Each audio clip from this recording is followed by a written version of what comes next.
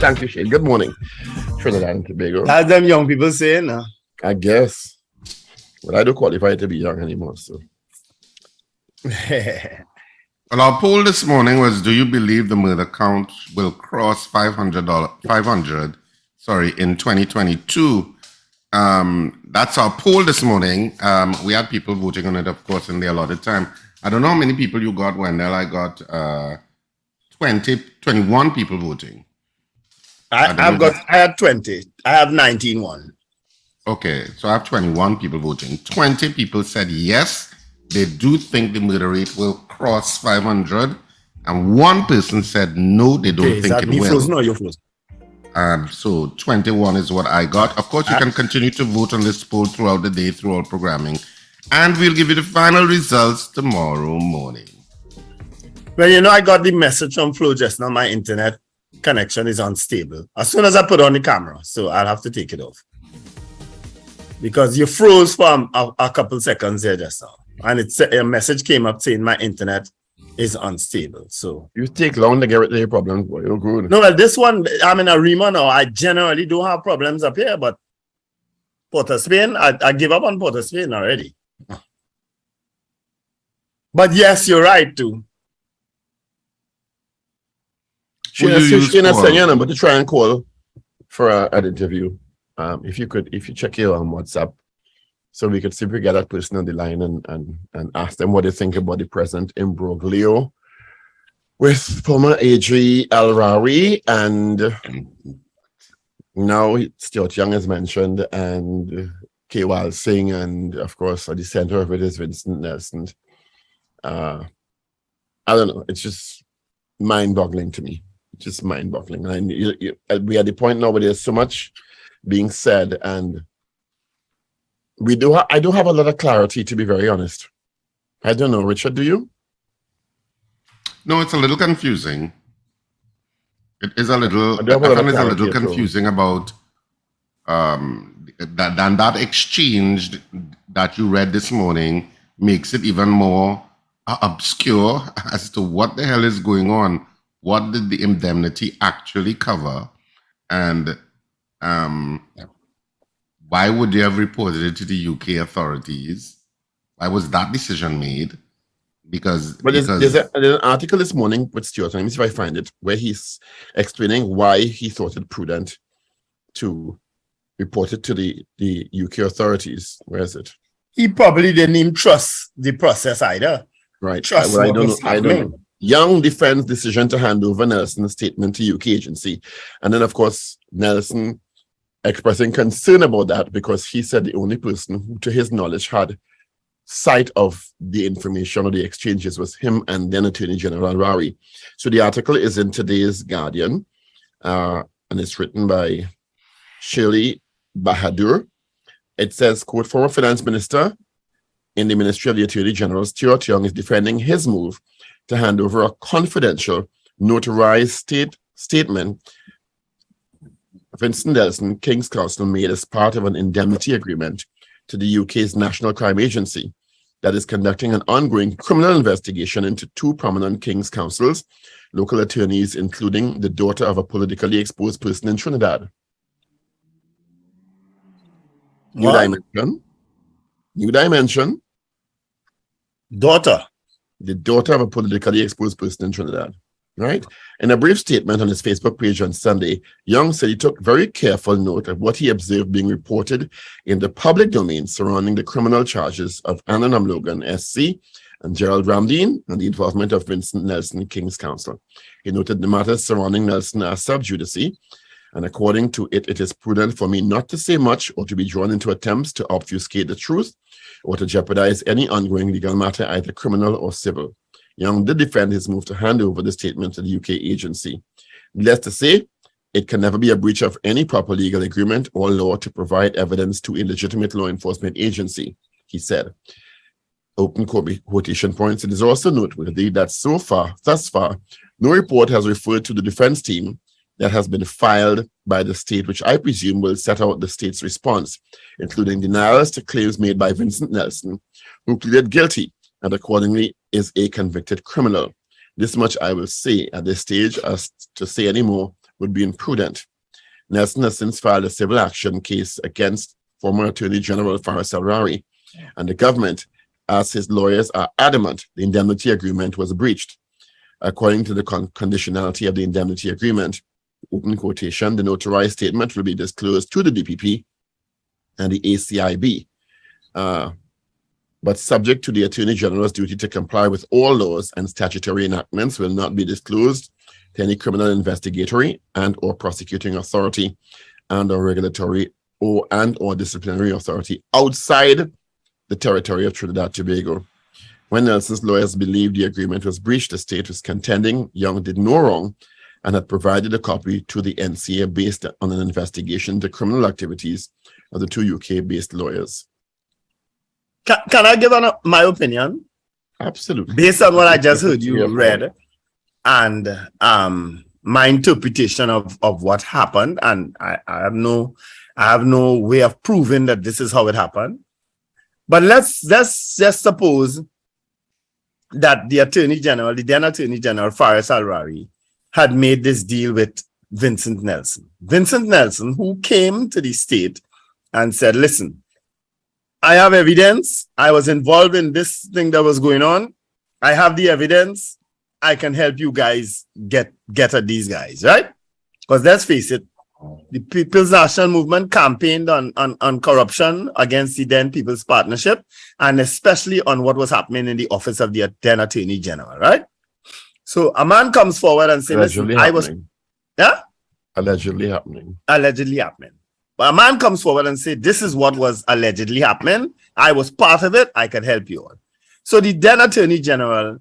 But will he have come forward willingly, though? I think the state... And when Wendell said he came forward, I do not think he came forward. I do not somebody else. All right, hold on. As I said, this is my opinion. I don't have all the facts, right? I don't know how that part of it took place, right? I'm saying he came forward, but I don't know how that actually took place, right? But he came forward with the information, whether he was coerced or whether he did it voluntarily, he came forward, right? So the Attorney General, in this case, Faris Al-Rari, there is a Minister of National Security at the point in time, Stuart Young. He was in the office of the Attorney General at the time. He wasn't Minister of National Security at the time. I think according to the article, he was Minister in the Ministry of Legal Affairs.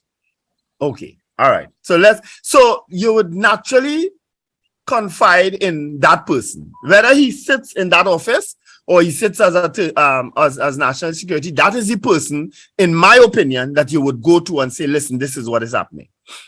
Stuart Young, on the other hand, who is now defending, based on what you just read, his decision to take it to the British authorities, also would say, listen, we don't need this to keep this mess. We need to inform the authorities out there that this is what is taking place, right? It is clear to me, this is my opinion again, that Vincent Nelson was never interested in bringing down or bringing alleged perpetrators to justice in the form of former Attorney General Annan Ram-Logan and former Senator Jerry Ramsey. It is clear he was all about himself and what deal he could get and what he could do to help his particular situation. That is my humble opinion. Vincent Nelson and Paul, you're right, should never have been trusted from day one. Never. I said from day one, Vincent Nelson is about himself. Mm-hmm. Securing what he could get and protecting himself and ring-fencing himself at all cost. Yep. The issue here to me, and I agree with Minister Young, is that Vincent Nelson, who knows himself better than anybody, who practiced and is authorized to practice in the UK, knew that the UK authority had this agency, the NCA, which is charged with the responsibility of investigating and prosecuting serious corruption, right? And based on possibilities, he was clearly trying to ring fence himself in terms of whatever, not only in Trinidad and Tobago, but the UK authority did that. NCA had the authority to prosecute any action, even outside the UK. So he knew that even if he got an indemnity in Trinidad and Tobago, that didn't absolve him or insulate him from prosecution for alleged criminal activity in the UK. Yeah. Yeah. So clearly, as I said from day one, I don't know why anyone would trust this individual and place such a high stakes case matter based on his testimony. Because it is on record in the past, the individual gave a judge an opinion leaning left and then an opinion leaning right. Yep. From two different administrations and was paid for both. In large respect, the opinions conflicting. Yeah. From the same mind. Is either he's schizophrenic or something else. He may very well be, yeah. And I don't know why, unless you, how should I say this and protect your soul? Desperate. You know, I was going to use the same word. You ought to be desperate to go to somebody like Vincent Nelson. To use somebody like that, Yeah. Vincent Nelson. Desperate. Mm-hmm. Yeah. Because, as I said, you would have campaigned on a certain premise and the population expecting results, because the population, and you can't blame them, believed that malfeasance was allegedly taking place in the office of the Attorney General. The population believed that, in my opinion. Wendell, this population believes malfeasance was taking place in almost every administration since independence. The difference is what you can prove. Every administration since independence, and possibly before that, whoever the authority had been accused of some kind of wrongdoing. That is a normal part of the political environment in Trinidad and Tobago.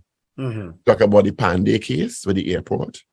They talk about Manning and Calderheart, and they talk about the People's Partnership and Myriad, right? Allegations of malfeasance and corruption are no unique feature of any administration. The issue is always what you can prosecute successfully. Yes. So to say that there was malfeasance and the population thought is, to me, an obvious statement. Every administration is accused of X, Y, and Z. Even this present administration is being accused of X, Y, and Z. That is not the issue. The issue is what prosecutable evidence you have, credible witnesses, underlined, underscored in parentheses, credible witnesses, and what you can successfully prosecute. Which is why, Paul, and I'm in total agreement with what you just said, which is why when the Vincent Nelson character popped up, right? And was sought out. Right. We don't know how that That's the point. Or was sought out. Huh?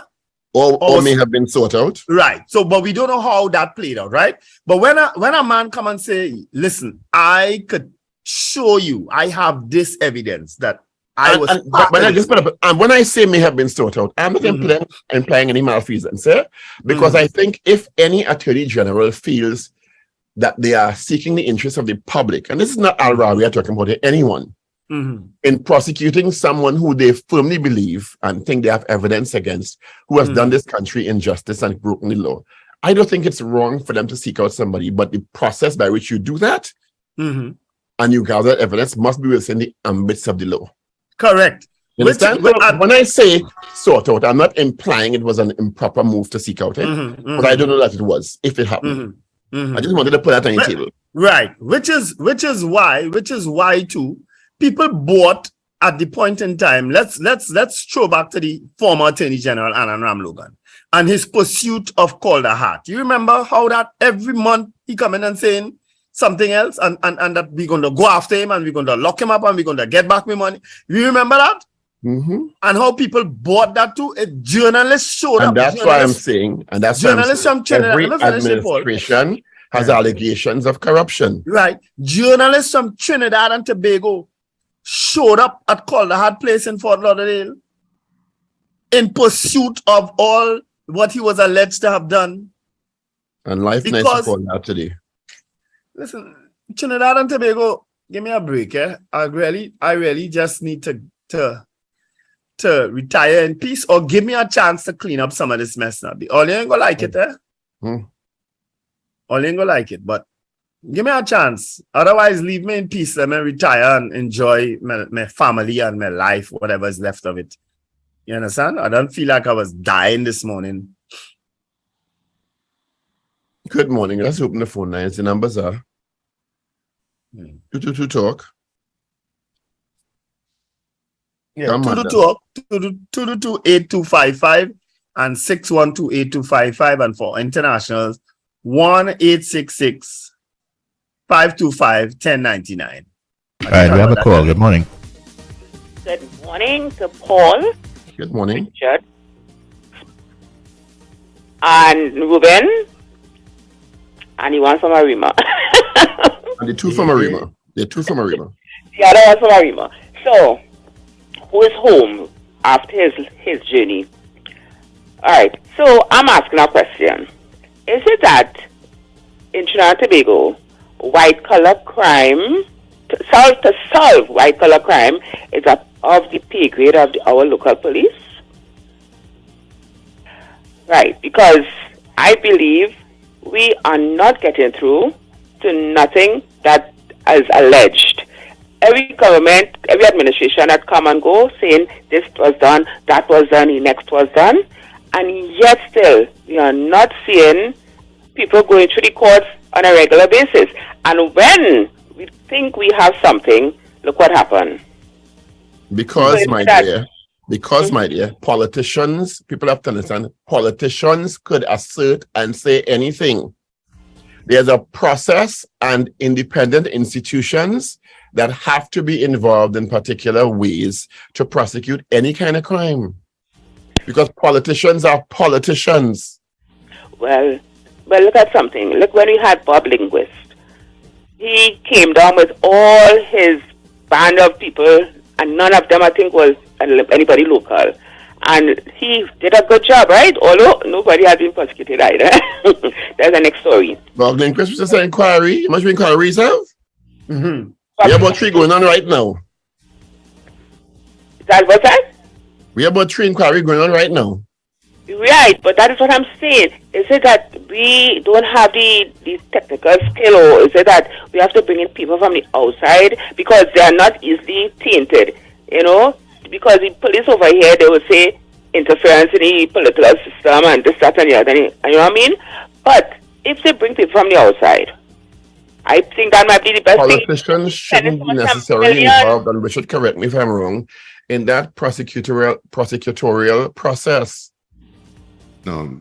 Yeah, police for that. Yeah, the DPP office for that. Politicians should not be involved because they are politicians. They are not supposed to be, but they are. It is alleged that they are getting involved. That's what I'm saying. And that's why the cases sometimes fall apart. And that is it. That's why the cases fall apart. So that is that they spend all these millions of dollars to foreign firms or police officers to come and just dig up and get real information. Because if Mr. Nelson will, I don't want to say Mr. because, oh gosh, from reading that thing, you can't call him Mr. If that's what he did, Vincent Nelson, he is biting on, you know, as they say, talking on both sides of his mouth. He just looking to... Which he is known to do. Right, and they still take him. For the right price. You come and you take him, and then he did so much wrong, and yet still you dependent. That is what I'm saying now, Paul. My whole thing is, you were dependent wholly and solely on Vincent Nelson's evidence. So therefore, there was no other evidence available to them. For them, if he doesn't want to do it anymore. Let me ask you a question, ma'am, because you sound like a sensible woman, okay? I am. You sound like a sensible woman, so I'm going to depend on your accuracy at this point. Somebody is involved in serious corruption and kickback, right? Mm-hmm. I'm not saying it's Vincent Nelson. I'm not saying it's anybody else. Somebody is involved in corruption. They get kickbacks from an organization. Them walking up to somebody just and saying, hey, I ain't having kickback, you know, I'm going to testify for you now. Mm-hmm. They're going to do that? Of course not. Of course, because... Hey, I ain't involved in corruption. I was involved in some corruption over there. Let me testify for you now. So that person can't be credible in the court of, they will mince him when he reach the court because, that song like no, but that person, by implicating himself or herself, has a lot to lose, particularly if you are sworn as a judicial officer to uphold the law. So by implicating yourself, there are significant ramifications for yourself and your liberties and your ability to practice. So if you are going to do that, you're making sure and insulate yourself. Yes. And you ain't just doing that voluntarily, just so they go on mad and you have some epiphany of conscience for all your baddies over the years and you say, well, I'm going to clean up my act now. Stick a pin right there, Paul. Stick a pin, because you see that's what you just said there. That was an important part of the story that came out, the narrative that came out in the beginning, that Vincent Nelson was suffering with cancer and he was literally on his deathbed. Don't you all remember that? But I'm wondering. Don't you all remember that? So you get an epiphany. Yeah, don't you all remember and that? He decided to declare his conscience. Yes, I remember that. So I tell myself. I'm just asking, maybe it is. That's why I put it in there. He said he's supposed to be on death's door. So I say, well, look at that. If he's is he cured now? Listen, apparently he's much better now. Oh! hundreds of millions of dollars would cure anybody. And I tell myself, when I heard that, I said, well, wait now. He probably figured, look, let me give in to everything what I did wrong, and let me come clean. I ain't saying he did nothing, but actually he confessed, so he did wrong. You're right. Well, wasn't he charged? I think he was charged. Yes, he was. And so that when he was charged, I think at that point, he went into an arrangement with the state with regard to the indemnity. Who charged at that him? point, that's where the Attorney General's office would have come in. Okay. Negotiate that. At what point? So there was enough evidence to charge him, right? Solo. That's what I believe. And in negotiating the charge against him, in negotiating the charge, he's probably saying, because it's like a plea bargain taking place, he's saying, look, I have evidence against some senior officials who were previously in government, and I am willing to do an indemnity deal with regard to the entire issue. But the charge against him must, Richard, you the attorney, have come with some serious evidence to substantiate the charge, not so? Yes. Well, one would hope. Because you can't just charge a man, particularly a king. So you would want to believe that there was sufficient evidence that a prima facie case would have been made out. And that case, is it another case he was charged with, or the same case in the same matter? My understanding is that he had criminal charges emanating out of this conspiracy. Yes. Which means there have been enough evidence to charge one of the players in the conspiracy, right? That's my understanding, Vincent Nelson. And Vincent Nelson then said, well, look, there are other players in the conspiracy. And I suppose you wouldn't have said that if they have evidence to charge him as one of the players, they would do the other players. Yes, and he's saying, look, and that's where the whole negotiation of the indemnity came into it. But the Attorney General could negotiate an indemnity agreement. Well, he negotiated one, but the Attorney General can't tell the DPP to accept the agreement. Okay. He can only recommend, because the DPP has complete remit of what he does. Which, to the former Attorney General, is what one of the letters that was leaked said. That he is aware of the possible overreach, but he's suggesting X and Y and Z. Up to your full discretion at this point, right? Richard and Paul, I want to make one last point. If it's that Vincent Nelson doesn't, case goes the other way, say it goes against him, will he still testify against it? Because they said the case is still open for when his matter is completed. So if it's not going his way, you think he will still go ahead and testify? Let me tell you to answer your question, let me tell you where the case is absolutely open in the United Kingdom. Yeah, he's not going to get away there. Okay, the case is from what that agency's remit is, and that Stuart Young has, according to his own admission now, forwarded information about the case to that agency ain't letting go. Well, that would be very good for Trinidad and Tobago, at least, Well, their remit is over Vincent Nelson and nobody else. And those Right, after that. Vincent Nelson is not going to testify against anybody again. Once it doesn't go his way. So to me, that matter come as best as closed. And as I have said over and over, there's a caller who totally disagrees with me, and that's his right. He is never going to be a credible witness. He's not. I don't care what they say. He could never come and stand there and talk the truth. I swear to talk the truth. When they're lying right through. Anyway, you all have a good morning. I'm listening. Thank you for your interjection. Dr. Paul, is it that you got a degree, your PhD? Yes, he did. Successfully. Congratulations. Congratulations. Bye. I slept it becomes an issue, and I suppose that's why that civil case was filed by the attorneys for Vincent Nelson. In other words, he's saying, look, there are a myriad of actions that the state have now taken that seems to paint a picture to me that you have not come to the indemnity agreement, you have imperiled me more, and therefore I want compensation for what you have done. Yeah. Because he knows that the evidence / information is now in the possession of the UK agency through Mr. Young, right? Not so? Mm-hmm. So this is what you're talking about. You have not sealed of the information that I have in my negotiation with you. Nope. As you have promised. Yeah. Ooh. What happens at the end of the day is locally people feel dissatisfied that people have gotten away with malfeasance once again. That they feel have gotten away with malfeasance. Yeah, that's how people feel. Yeah, locally. That's the sentiment I get outside there. Yeah, in some quarters. In other quarters, people feel that it was a witch hunt. Let's put it on the table. This country is very politically divided. Well, yeah. And in some quarters, people feel that some people overreached and it was a witch hunt. I could see that. So it's look at it from both sides.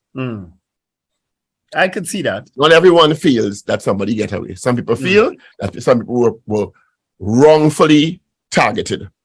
Yeah. And that someone overreached their authority and indicted them. Mm-hmm. And that's why it's so difficult in this country, because people see, and as I said earlier, like Richard said, at this point I'm so confused. Yeah. You don't know what is fact from fiction at this point. And that's what happens when you bring somebody like Vincent Nelson into the scenario. Yeah. And the numbers are 222-TALK, 222-8255, and 612-8255. Those are numbers.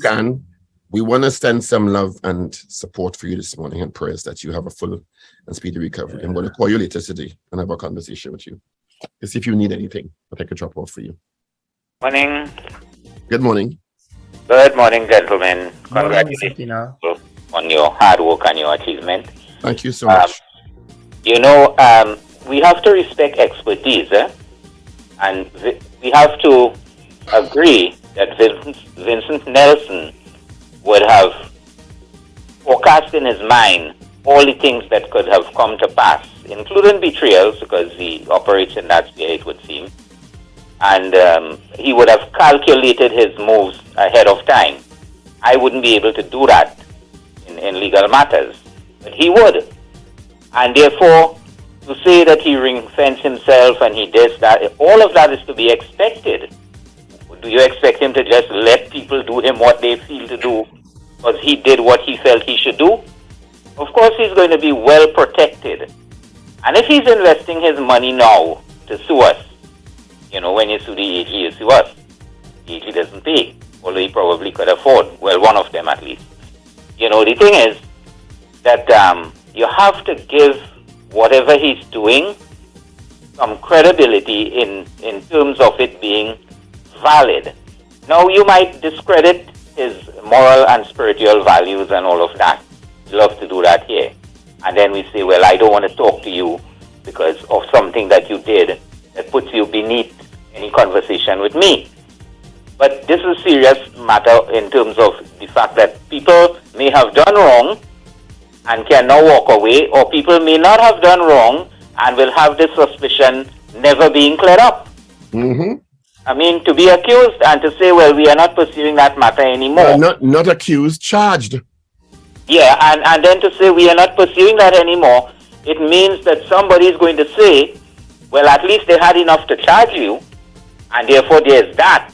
The fact that it may or may not have panned out is another matter, which people seem to abandon.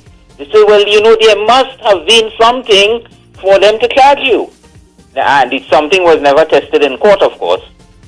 So the whole mess here has to do with the gullibility, in my mind, of Harare and Stuart Young, because they were so politically motivated that whatever was offered to them, they rushed and grabbed it. On the other hand, can I ask a question? But I don't know why you bring Stuart Young into that. On the other hand, because he believes in it. On the other hand, do you think it would be an abdication of duty of someone sitting in the chair of Attorney General if information like this is brought to you and you don't act on it? Question. The action, I think he should act. The action I think he should take is say, well, any indemnity matters, you will have to see rather about that. And any presidential pardon, that's out of my reach. I don't even get involved in that. But you agree that an Attorney General, in receipt of this kind of information, should act on it? Not on it, but not what? Yes. Not on his own. I'm not talking about act. That's a yes or no, Mr. Pierre. Yes or no? Yes, but what? Right. And that's the other side of this, to be fair. Yeah, to be fair, do we agree with his actions? That's the question. Of course he should act. If anybody gets that, anybody in government gets information like that, I mean, if you tell me that on the street, I could ignore it, right? Even a senior person in the media like yourself, you could probably just leave that alone and wait for it to pan out. I have left a lot of stuff like that alone. Of course, because people. Because if I can't pursue it to the point where I think it's credible enough to publish or to broadcast, I leave it alone. People come by my house and ask me to say certain things on radio programs, and I tell them, well, listen, you take your phone and you say that. Yeah, but your agent begin the dance, as far as callers go. But the thing is, what action did Arawi take? Do we agree with it? Yes, he should act. And I think people are pretty clear that he acted out of his zone. Right? Well, I don't know that when you say people, who are people? When people speak, some people think so and some people don't think so. Some people just don't understand that there's all this separation. They feel that the president and the prime minister and ministers just sit down and powwow and make up a constitution every day and act on whatever is the best thing and create, just like how you could change your religion and your values and all these things that are so subjective. You feel you could just change the laws. No, you can't. And having a little talk between each other. They don't understand that stuff is written down, and there's how many years of jurisprudence that we have inherited, and everything has to line up and has to be tested when you make accusations, and when you take actions, it's subject to review, and they don't get into all of that. The man is the prime minister. I feel the president should do this, and why the president don't do that. That's the level of the conversation that we hear. You're absolutely right. But people don't understand. So they're going to have all kinds of opinions, right? I'm still waiting for Harare to produce his ghost lawyers, because he never saw the lawyers. So how does he know that they even existed? It would have to be documentation, and that they got paid at the AG's office. Early on, when he came into the office, he said that there were ghost lawyers here. So did somebody get paid, and does that person exist? Did that person do any work? I'm still waiting on that. So there's a huge credibility gap. And that's why I've always said, so when politicians speak, take it as a politician speaking. Yeah, but okay, so let's test it now. You say it. You are in position. The files will be in your office. It's not that Wendell has to go and get it and send it for you. It's in your office. You discovered it in your office. You are saying that there were ghost lawyers in the AG's office. All the files are in the office. You have done nothing. So the credibility gap here is not only with Vincent Nelson. It's with the fact that Stuart Young had been promising a jail for this one and that one and the next. Another lady took a warrant What she said was a warrant and if you go down that road, I'm just other people promise jail for Calder had too. So if that is your premise, other people have credibility. I'm not saying anybody is better than anybody. What I'm saying is, if we are dealing with this, these are the gaps. These are the gaps we are looking at. Let me tell you, we're looking like another joke again. Thank you, Mr. Pinal. Thank you. And everybody confused now. Yep. And somebody wants this information out there for some reason. I guess the more information you have out there, the more the public confused, the less you're able to credibly decipher fact from fiction, left from right, up from down. I guess that's the objective. Yeah, and people using it now to make further, what is Dr. Rowley's favorite word? Manima. People using it now to make manima. I know there's serious questions surrounding the conduct of a former AG, and that is of great concern. Yeah. Okay, and that is what has come out to this more than anything else. Yep. And again, as I said, it probably answers that big, huge question when he was removed.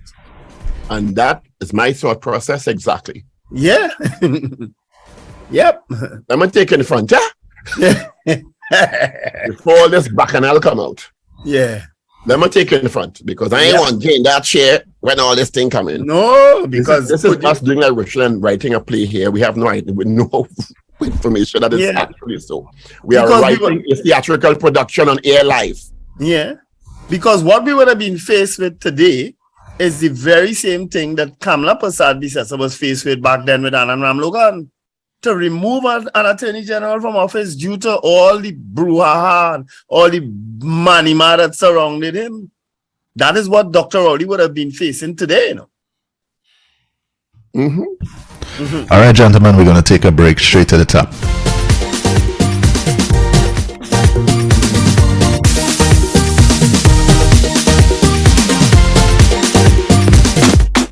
We are a team. We are prepared. These are the fighters. My Caribbean brothers and sisters from June